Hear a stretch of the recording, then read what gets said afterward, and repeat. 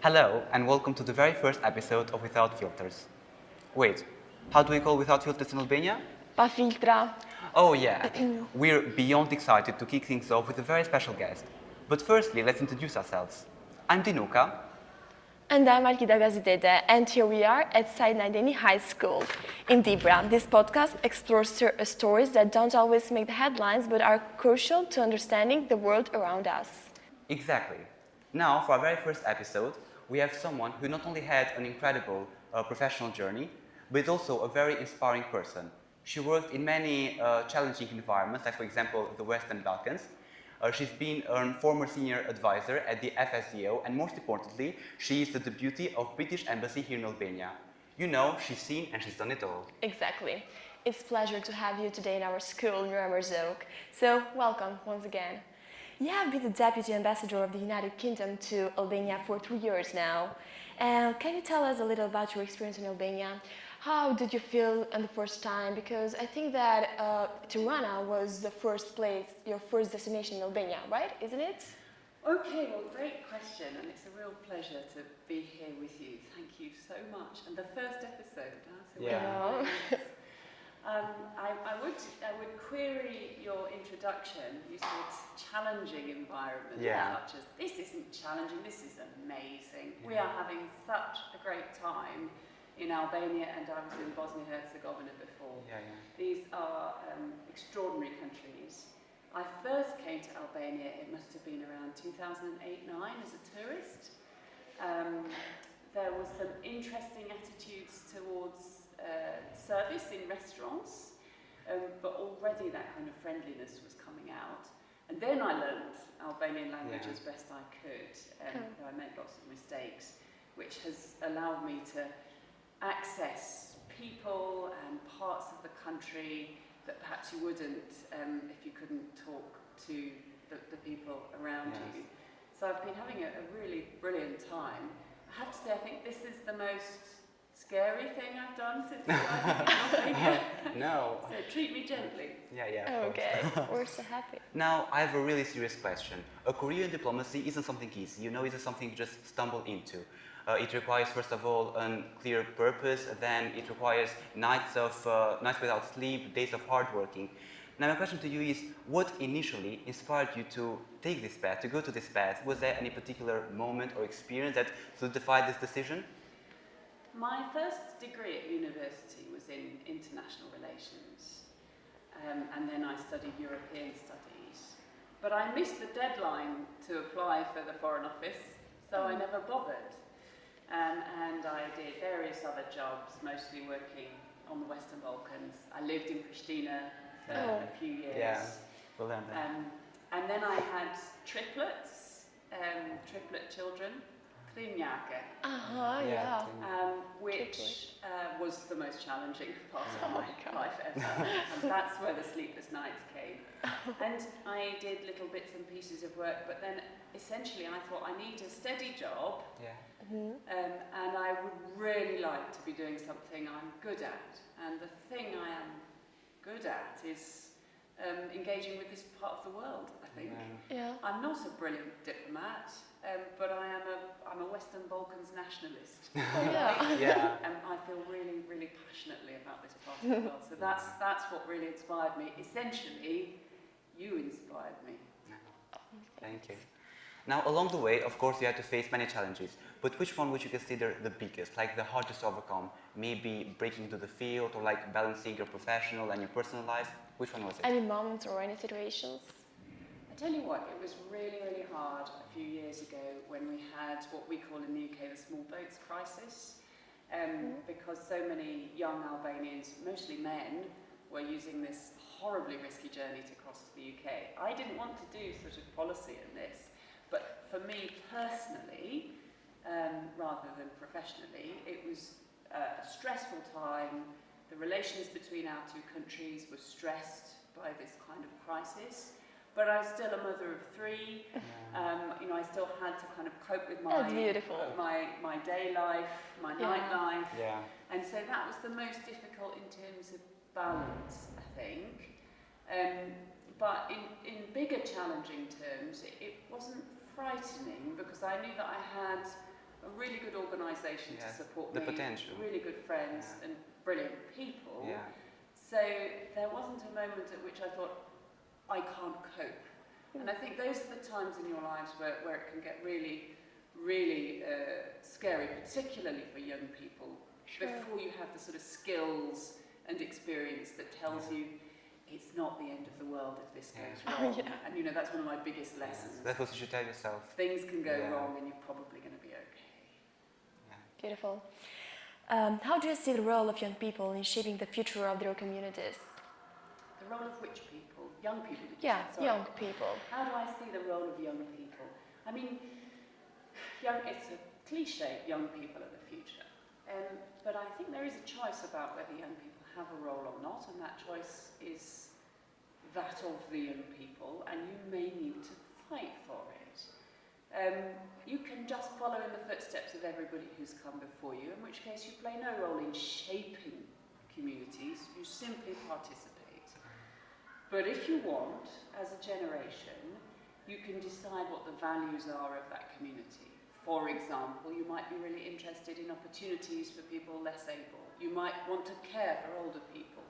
You might think that rural beauty and protection of the environment are really important because you'll have to live in that when you're 80 years old. And those are choices you can make as a group, and I think it is then easier if you are a group.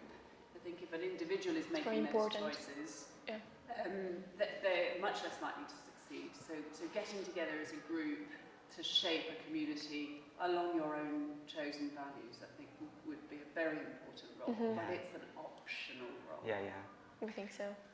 Now you spent a lot of time in Albania, and during this time you had to learn about, the patriarchal mentality of Albanians. What issue would stand out to you in terms of gender inequality, and what tangible steps do you propose we could take to create more opportunities for women and girls? Well, I'd almost quite like to turn the question back to you as a potential patriarch. What do you think? No, I'm not a patriarch. Potential patriarch. I think that women, of course, had to have more options, more opportunities, at least equal with men. But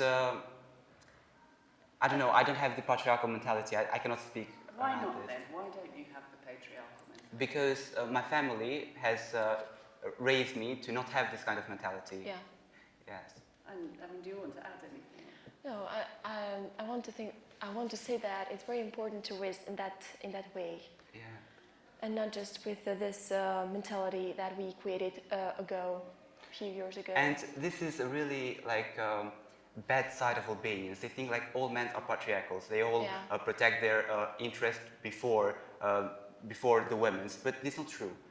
Yes, it's just a very big stereotype of Albanians. So why I wanted to ask you the question instead of you asking me is because essentially, who am I to tell you what your country's social problems are?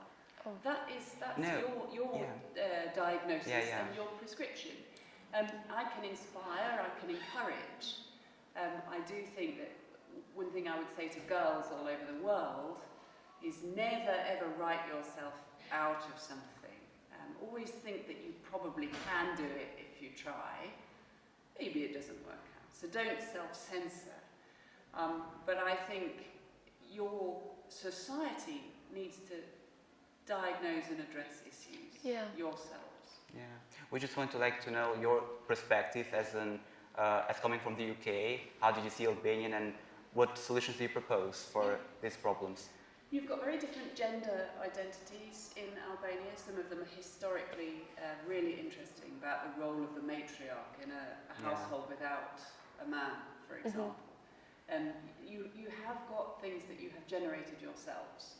There's obviously a difference between people who live in towns and people who live in rural areas, but that isn't universal. And there are some really powerful people who live in villages who are also women, but they would perhaps define themselves first as villagers rather than by gender. I don't have a solution. I think it needs to be a whole of society issue. There are some things you can do with legislation. There are some things voters can do, like voting for women, for example. There are things that men can do, as you've described with your family. And you can use experts, like we do a lot of work with UN Women on women's empowerment, use that expertise.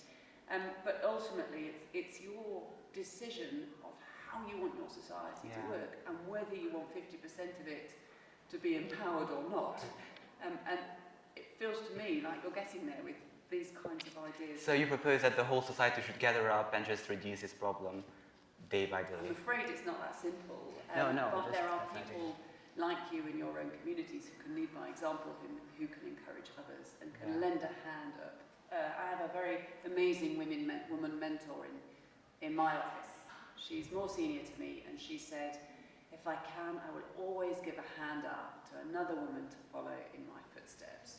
There is that sort of generosity that needs to exude outwards from those who've already got it. So perhaps there's something about how people in towns can help people in villages. Perhaps there's something about how your kind of family, your parents' generation can spread the word a bit. You've got an advocacy role. There's lots and lots of things to do around that. But my top piece of advice is to girls, assume you can do it and have a go.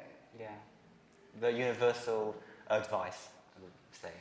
Oh, yeah. What advice do you have for young people in Dibra, especially for young girls, who want to pursue a career in diplomacy, international relations? Because, for example, in my class we have so many boys and girls too who have a dream in to pursue a career in diplomacy or international relations. So, what advice do you give us?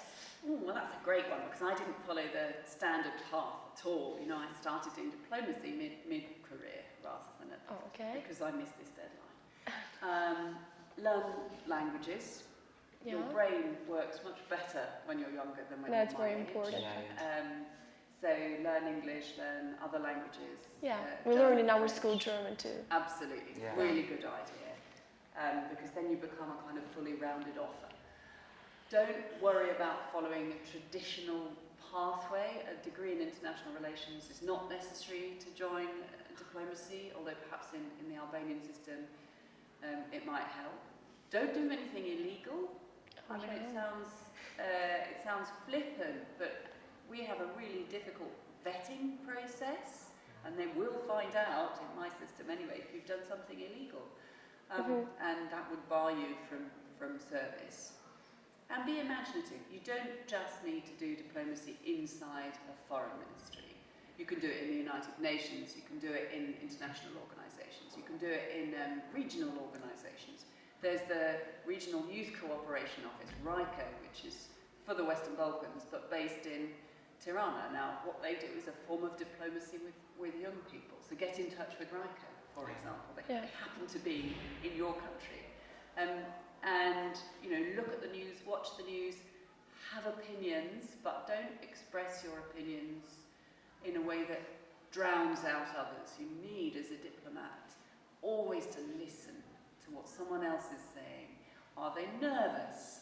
Do they really mean it? Are they following instructions? Or is this a genuine sense from that person? And how can you empathise with their predicament? So if you've got languages, you've got innovation, you've got a clean criminal record, and you can listen and empathise, you're making a really good start. And most importantly, let your brain speak before your mouth. Oh yeah. I'm not very good at that. Yeah. Now think about places like the UK or the Balkans. What do you think are going to be the same struggles these places are going to face like the next couple of decades? Oh, I mean, it's definitely the climate change issue, isn't it? A global. That's the thing that bothers me most about Albania, is the lack of care for the environment, but at a kind of administrative level, the lack of recycling, even coming from the UK. It's unheard of that we don't recycle glass, tins, plastic, food waste here automatically. And we are watching, you know, here the spring is getting later each year, the rain is getting heavier, the storms are getting more intense, the summer is getting hotter for longer. Albania is one of the most poorly adapted countries in Europe for climate change. The UK is suffering, in particular, storms coming across the Atlantic from much higher temperatures over at the other side of the ocean. This is going to be the thing that affects us all, and affects us all differently. So how do we work together? How do we create a common sense of danger and risk? when some of the effects might be quite local. What about social problems? Like, what social problems are going to be the same in like the next few years? Not just environmental of what we learned in science through studies. Social. I mean, I think they're going to be different for our two countries because our societies are at different stages. But your really big social problem coming up is, first of all, the labour force.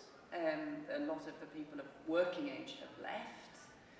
A 15% reduction in your population over 12 years is a really big drop. So then businesses don't have the labour force and so on.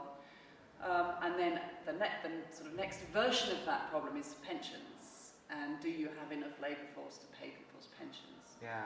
We've got an issue with the ageing population in the UK. It's not quite the same as your issue. So there is a pressure on pensions. But actually I think that the issues in the UK are going to be ones around cohesion, trust in the government, trust in the state actually, which is bigger than the government, and trying to reconfigure the community's relationship with their elite political masters. I think that's going to need quite a bit of work in my country. Yeah, and here we are again. One of the most discussed terms in meetings of various organizations is, again, gender equality. In our society, there are different expectations for girls and for boys. What are some ways we can challenge these stereotypes? You are already challenging them, both of you sat here. There is a big amount of leading by example. So I don't actually know the answer to this. I was at an event which was rewarding really inspirational young people, and most of the young women in fact all of the young women who went up to take their award were wearing very high heels, and high heels in particular for me are designed by men for women to make them look vulnerable and unable to run in the event of a high jump. But of course they might make you look more glamorous or make you feel more comfortable. Now I'm not going to tell any one person not to wear high heels. I do think that there is a reflection moment for lots of young women, and bear in mind I have 3 teenage girls, about how their outward engagement with the world, their appearance, how much that really matters compared with how much their ideas matter, their argument, their actions. And I think a little bit that's got balanced unhelpfully towards a kind of Instagram visual importance rather than what did I actually do today. So it's a sort of film of you helping the old lady across the road rather than the act of helping an old lady across the road. And I think that's getting that balance right, and schools have got a role for that, influencers have got a role in that, parents. But I mean, as young people yourselves, you can wait for schools and parents and everyone else to do it, or you can do it yourselves. You can be those voices. And you may disagree with what I've said anyway. No. It's really true. Like, I agree with everything you said, especially the one that of the individual responsibility. It's the most important thing out of all. Yeah. Do you agree as well? See, we don't always let the man speak first. So I agree too. How can governments, school and organizations work together to provide better opportunities for young people, especially those living in rural areas? I mean, we've just started. It's a big dream in rural areas. There are so big dreams. So many young people there has a big dream.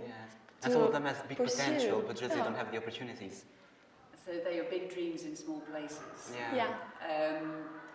We've just started working with your ACPA, your Agency for Employment and Skills, and IOM, and different municipalities, including Diva municipality, to essentially help people find jobs with companies that don't need it. So that is government, ACPA, private sector, all of the different businesses involved, government from ours as a sort of donor with IOM, and of course the municipalities, and then the schools who are advertising it. That's one really concrete example. I don't know if it will work. It'd be really interesting if it does work. There's definitely a role for government and for schools in creating opportunities for young people. You've got an activist ministry for youth, you've got the structures around youth agencies, youth council and so on. Those will only ever be as much as the people that comprise them. There's an assumption, it's definitely my personal opinion, but there's an assumption that institutions are things. Institutions are not things, institutions are arrangements of people. And so if you've got people inside those institutions who want to make it work, who are charismatic and meaningful and have new ideas and have big dreams, then you can do a lot with the structures you already have. I don't know if you and your fellow students here feel that you've got those opportunities.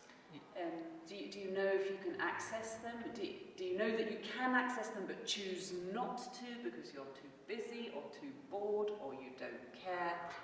These are the things to work on, right? Yeah. Now let's go from the past to the future. When you think about the future, what's the one thing that comes to your mind? Like, what's the one thing you're excited about moving forward? I'm excited about young people. My girls are going to be part of changing the world, I'm sure. Okay. I am excited having had this conversation with you.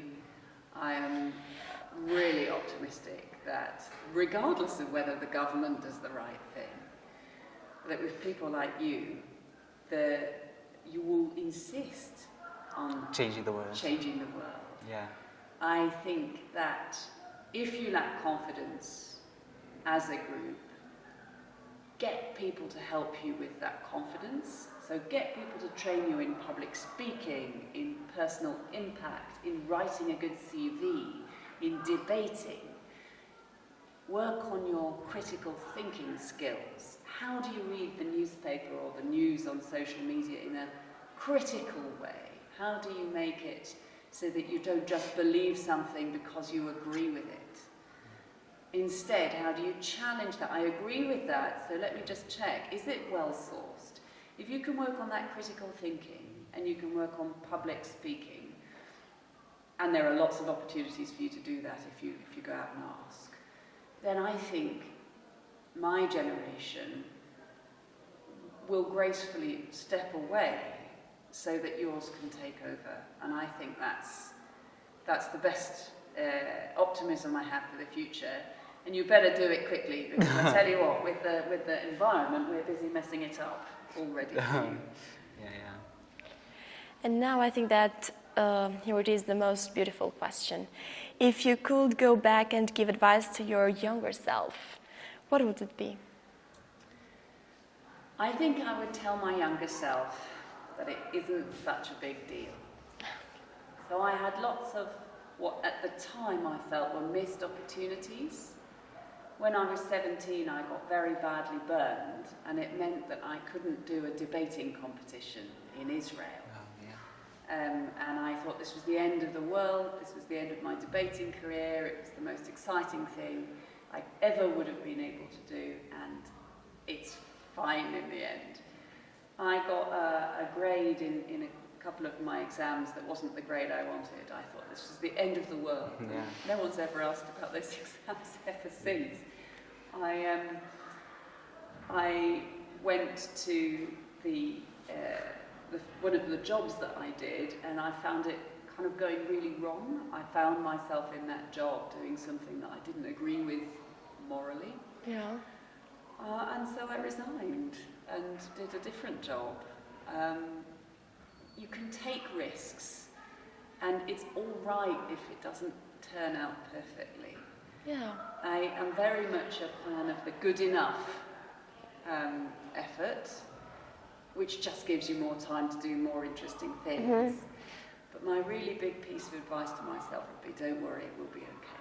Yeah. What a beautiful advice to end this podcast, this episode of this podcast. It was a pleasure to have you here, Mia. Your perspective is insanely interesting, and I think this interview, not only by us, but by the whole audience, was enjoyed. Thank you. Yeah, thank you too. Well, I've really enjoyed it. You've taught me a lot already, and I wish you all the luck for the rest of the podcast series. Thank you. Thank you.